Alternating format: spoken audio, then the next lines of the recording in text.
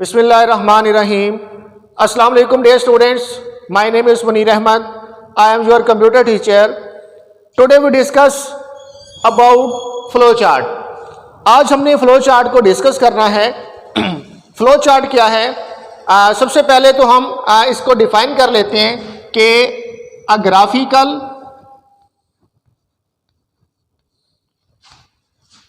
Graphical representation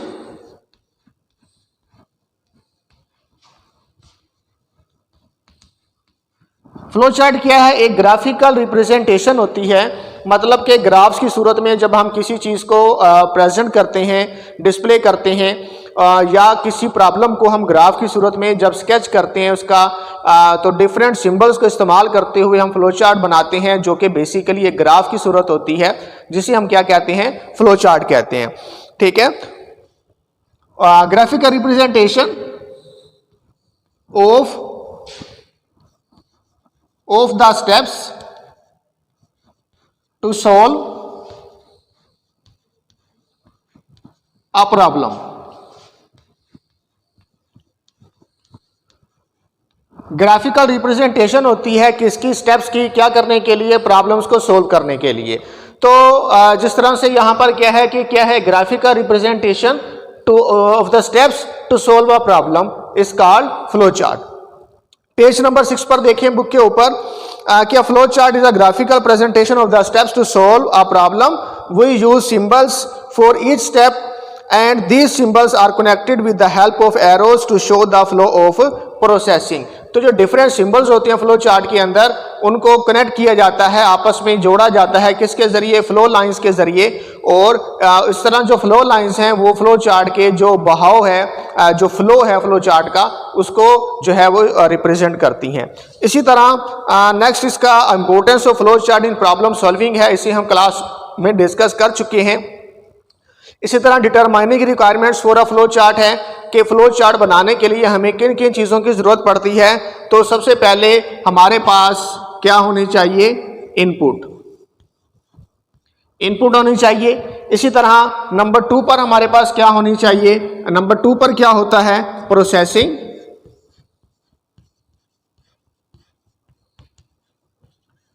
इसी तरह next फिर हमारे पास क्या होता है?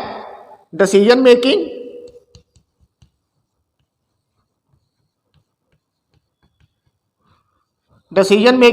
और इसी तरह फिर नेक्स्ट हमारे पास क्या है? आउटपुट.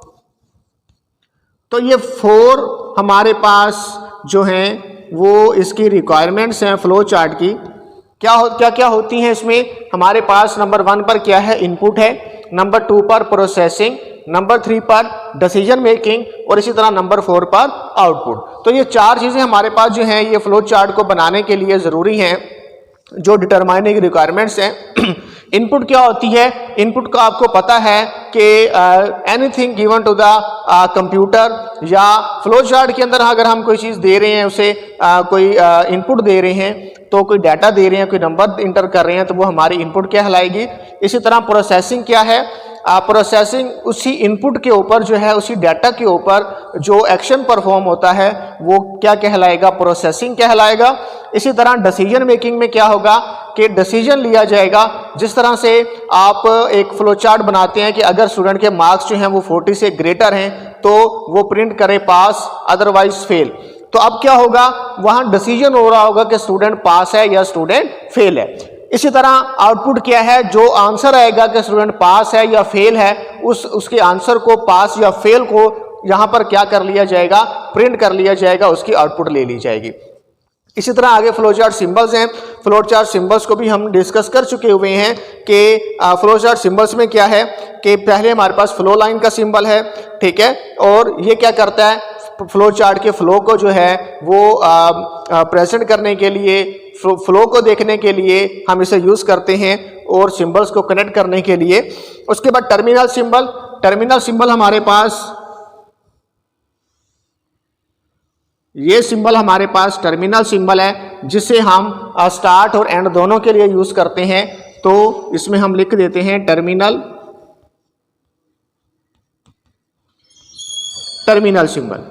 ठीक है. तो ये फ्लो चार्ट को स्टार्ट करने के लिए भी और एंड करने के लिए भी हम इस सिंबल को यूज करते हैं। इसी तरह नेक्स्ट हमारे पास प्रोसेस सिंबल है जो कि रेक्टेंगल सिंबल होता है।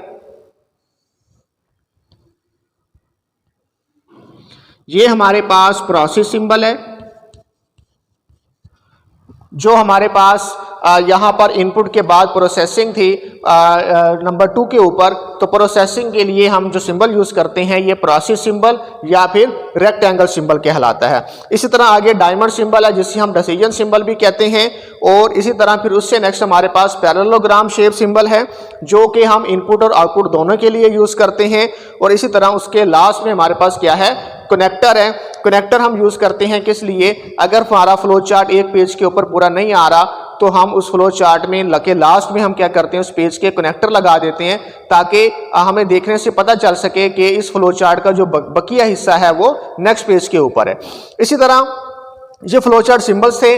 आज का जो हमारा काम है वो आपने फ्लो चार्ट की डेफिनेशन करनी है, इसकी इंपॉर्टेंस करनी है, ठीक है, और इसकी रिक्वायरमेंट्स जो यहाँ पर हमने 4 रिक्वायरमेंट्स इसकी यहाँ पर डिस्कस की हैं, इनपुट, प्रोसेसिंग, डिसीजन मेकिंग और आउटपुट। और उसके बाद हमारे पास जो फ्लो चार्ट सिंबल्स हैं जिनके आपने नेम भी करने हैं और उनकी डिस्क्रिप्शन भी करनी है और तमाम के तमाम फ्लो चार्ट के सिंबल्स को बनाना भी है, याद भी करना है। आज के लेक्चर के हवाले से अगर आपको कोई क्वेश्चन क्लियर नहीं हुआ तो आप मुझसे कांटेक्ट कर सकते हैं। Thank you.